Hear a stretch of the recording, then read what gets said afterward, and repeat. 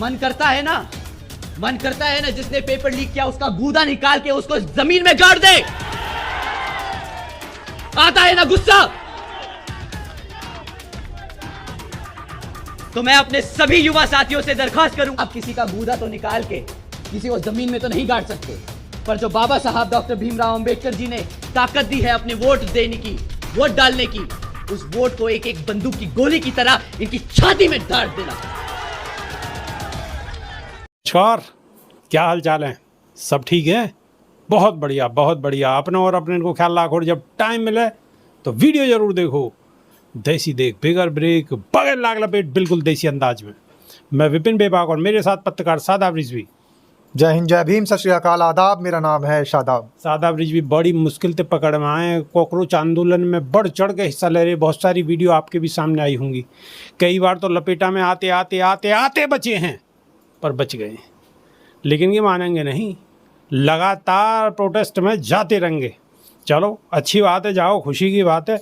लेकिन अब सबसे अच्छी बात क्या है? सबसे अच्छी बात यह है कि जिन आकाश आनंद पे मैं और लगातार निशाना साधते रहे हो, अब वो आकाश आनंद आ गए हैं, दिखाई भी देने लगे हैं और ऐसे ऐसे शब्द बोलने लगे हैं कि बीजेपी की अंदर तक फाड़ के रख दी है।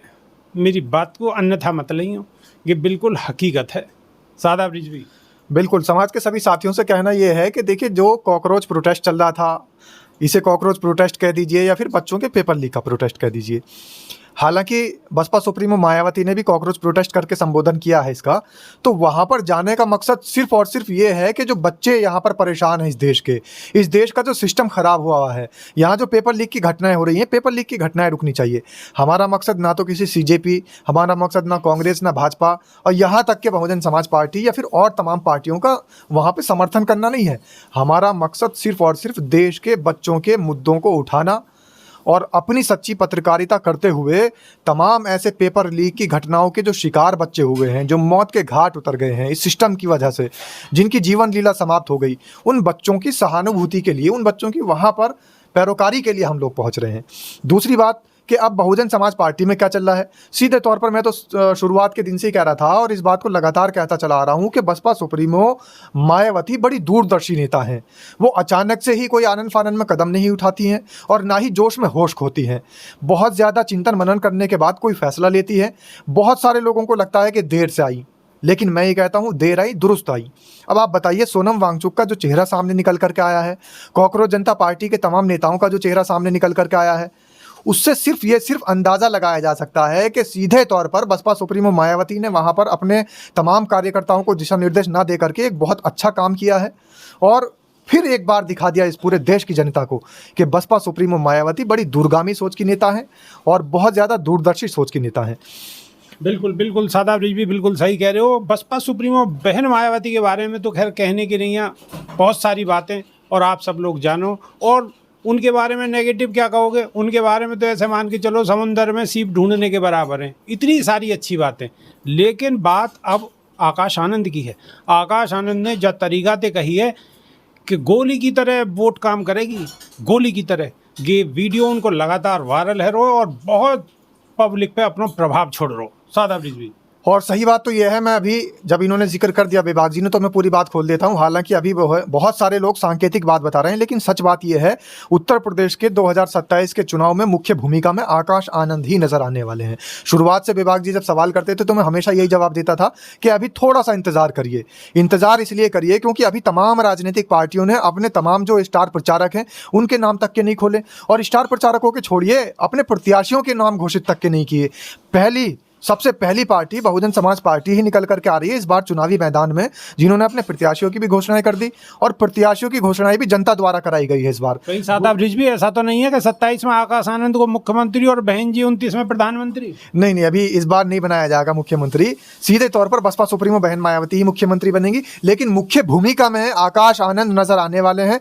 पूरा जो चुनावी माहौल होगा, चुनाव का जो कार्यक्रम के जो जहां जहां भी प्रोग्राम लगेंगे, जो कार्यक्रम की रूपरेखा बनेगी, उनमें सब में बड़ी भूमिका में आकाश आनंद नजर आएंगे।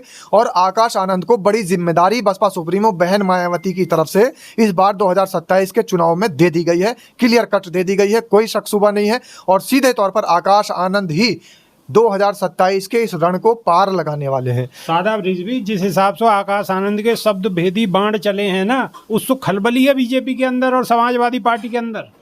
एक और बड़ी खबर मैं आपको बता दूं, जिस तरीके से वायरल हो रहे हैं आकाश आनंद के भाषण, उससे ज़्यादा एक और बात मायने रखती है। और बड़ी खबर बहुजन समाज पार्टी के तमाम हमारे जो समर्थक हैं, कार्यकर्ता हैं, या और जो बहुजन समाज के लोग हैं, वो इस बात को बड़ी महत्वपूर्ण तरीके से समझ लें कि इस बार बसपा सुप्रीमो मायावती ने जो किया है वो करके भी दिखाने वाली है। इस बार उन्होंने ये कह दिया है कि 9 अक्टूबर को मान्यवर साहब कांशीराम का जब परिनिर्वाण दिवस होगा, तो इस बार जो है भीड़ वहाँ पर 20 से 25 लाख लोगों की होने वाली है। और ये कह दिया है कि मैंने कभी भी आह्वान नहीं किया, लेकिन इस लो बार जी, 20 से 25 लाख कुर्सी की पेटी बांध लो, मौसम फिर बदलने वाला है। और तैयारियां शुरू हो गई हैं। हर जिले से पूरी तैयारियों के साथ दिशा निर्देश दे दिए गए हैं और अंदर अंदर काम चल रहा है। हालांकि मनुवादियों की छाती पे फिर सांप लौटने शुरू हो जाएंगे कि भैया अभी से शुरुआत हो गई है, लखनऊ में जगह कहाँ बचेंगी। फिर वो नए नए प्रोपगेंडा शुरू कर देंगे कि कितनी बसें ITO विभाग ने दी थी, कितनी बसें किसने दी थी। वो बसों का आंकड़ा अभी से लगाना शुरू कर देंगे, अभी से गिनतियों का कयास लगना शुरू हो जाएगा। लेकिन बात आपके सामने सबसे बड़ी ये है कि 20 से 25 लाख लोगों का अभी से आकलन शुरू हो चुका है। तो मैं ये कह रहा हूँ कि लखनऊ जाम नहीं, उत्तर प्रदेश जाम होने वाला है। और इस बार बसपा सुप्रीमो मायावती ने हर जिले को जिम्मेदारी दी है। हर जिले को जिम्मेदारी देते हुए ये भी बोल दिया है कि सीधे तौर पर मान्यवर साहब कांशीराम का जो इस बार का महापरिनिर्वाण दिवस मनाया जाएगा, उसमें हर कोई व्यक्ति बढ़ चढ़ करके हिस्सा ले। और समाज के साथियों, जब बसपा सुप्रीमो बहन मायावती ने कोई आह्वान नहीं किया था, उस समय लखनऊ जाम हो चुका था, उस समय 10 लाख से ज़्यादा लोगों की भीड़ इकट्ठा हो गई थी। और अगर आह्वान इस बार कर दिया होगा तो फिर आप समझ सकते हैं कि भीड़ कितनी होगी।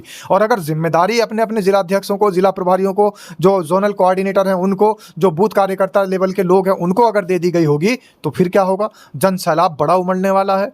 और ये जन सैलाब जब उमड़ेगा तो तमाम विरोधी पार्टियों के जो सुर हैं वो अपने आप ही पस्त होते नजर आ जाएंगे। जो लोग आज आरोप लगा रहे हैं कि बहुजन समाज पार्टी किस तरीके से सत्ता में आएगी, तो आने वाले 2-3 महीने बाद उनको अपने आप पता लग जाएगा कि किस तरीके से सत्ता में आ रही है। आकाश आनंद का इंतजार कर रहे तमाम लोगों को पता लग जाएगा कि आकाश आनंद किस तरीके से मैदान में उतर रहे हैं। और तमाम देश के, दुनिया के लोगों को एक बड़ा संदेश जाने वाला है कि बहुजन समाज पार्टी कहीं से कहीं तक भी इस बार कोई कोर कसर छोड़ना बाकी नहीं रह पा रही। कोई कोर कसर बाकी नहीं रहेगी। अब तो आपको विश्वास होगा कि आकाश आनंद मजबूती के साथ लड़ाई लड़ते हुए दिखाई दे रहे हैं। कहवे कि सब बीजेपी के नहीं का चुनाव बोले, बीजेपी के नहीं का चुनाव बोले, आप सीधे सीधे बीजेपी के लिए ही बोल रहे हैं। तो दिल को शांति तो जरूर पड़ी होगी। ऐसे ही आपको शांति मिलती रहेगी। 27 में जम के खाड़ो बाजेगा और अब के सब के सब इन्हें जहाँ जाना चाहिए कि सब वहाँ जाएंगे। और कुर्सी बिल्कुल तैयार है। और कुर्सी पे कौन बैठेंगे? बहन जी बैठेंगी या आकाश आनंद बैठेंगे? देखो ये तो सादाब रिजवी बताएंगे। देखो, सीधे तौर पर बसपा सुप्रीमो मायावती मुख्यमंत्री बनने वाली हैं। और सीधे तौर पर यह भी मैं आपसे क्लियर कर दूं कि 2029 में जब बसपा सुप्रीमो मायावती का प्रधानमंत्री बनने का रास्ता साफ होगा, तब ये बात देखी जाएगी। उस समय ये बात विचारणीय होगी। अभी तो सीधे तौर पर सिर्फ और सिर्फ बसपा की वापसी को लेकर के बातें चल रही हैं और बसपा वापस हो रही है, ऐसा तमाम जो राजनीतिक विश्लेषक हैं वो बता रहे हैं। और तमाम बहुजन समाज की खबरें दिखाने वाले चैनल भी लगातार ये बता रहे हैं। और एक बड़ी बात मैं आपसे बता दूं कि बहुजन समाज की खबरें दिखाने वाली चैनल नहीं, तमाम नए भी चैनल आ चुके हैं। और वो तमाम चैनल जो आए हैं वो बसपा की तरफ सीधे तौर पर रुख कर रहे हैं। क्यों कर रहे हैं? क्योंकि हर किसी को दिखाई दे रहा है कि ऑडियंस जो है, दर्शक जो है, वो बहुजन समाज पार्टी के ज़्यादा हैं।